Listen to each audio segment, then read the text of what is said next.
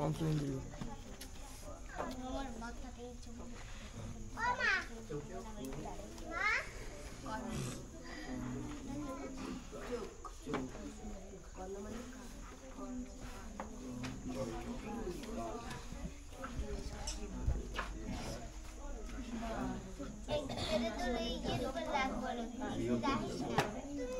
নাসিকা, ত্বক, জিহ্বা।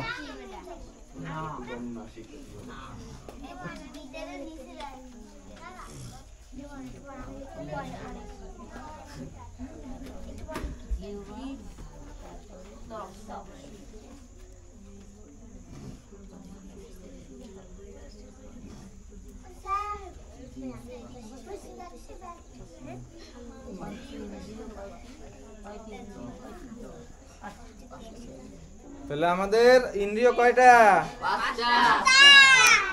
এই পাঁচটার একটা অন্য একটা নাম আছে, খালি ইন্দ্রিয় না, এই পাঁচটা হয়েছে আমাদের জ্ঞান ইন্দ্রিয়। কি ইন্দ্রিয়? জ্ঞান ইন্দ্রিয়। এই পাঁচটা আমাদের জ্ঞান ইন্দ্রিয়। এরপরে ইন্দ্রিয় আরো আছে, শুধুমাত্র এই পাঁচটা ইন্দ্রিয় না, এরপরে জ্ঞান ইন্দ্রিয়র পরে কর্মেন্দ্রিয় আছে। তো সেগুলো এখন আগে এই পাঁচটা মুখস্থ করেন। কি কি? কি কি? চোখ, কান, নাক, জিহ্বা, ত্বক। আমরা এই জগৎ সম্পর্কে যা কিছু জানি, শুনি, বুঝি, এই পাঁচটা ইন্দ্রিয়ের মাধ্যমে জানি, শুনি, বুঝি। চোখ দিয়ে কোনো কিছু দেখে আমরা চিনতে পারি যে এই জিনিসটা হয়েছে ইয়া। তারপরে কি?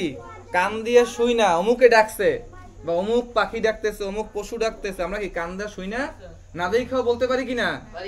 এরপর হচ্ছে নাক, নাক থেকে কোনো কিছুর গন্ধ নিয়ে, ইস কি মিষ্টি গন্ধ, কি সুস্বাদু খাবার, তাহলে কি দুর্গন্ধ, সুগন্ধ সব আমরা নাসিকাতে, আমার নাক থেকে গন্ধ নিয়ে বুঝতে পারি যে এইটা এই জিনিস। আমাদের কি বলা লাগে? লাগে না। এবার জিহ্বা, জিহ্বা দিয়ে স্বাদ নিয়ে, টক, মিষ্টি, ঝাল, নোনতা যা কিছু জিহ্বা দিয়ে স্বাদ নিয়ে আমরা বুঝতে পারি কোনটা কি জিনিস।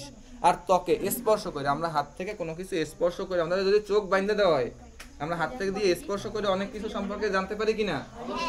পুরা যে কোনো একটা ইন্দ্রিয় দিয়েই সব ইন্দ্রিয়র কাজ করা যায়, কিন্তু আমরা আজকে সেই অবস্থায় নাই।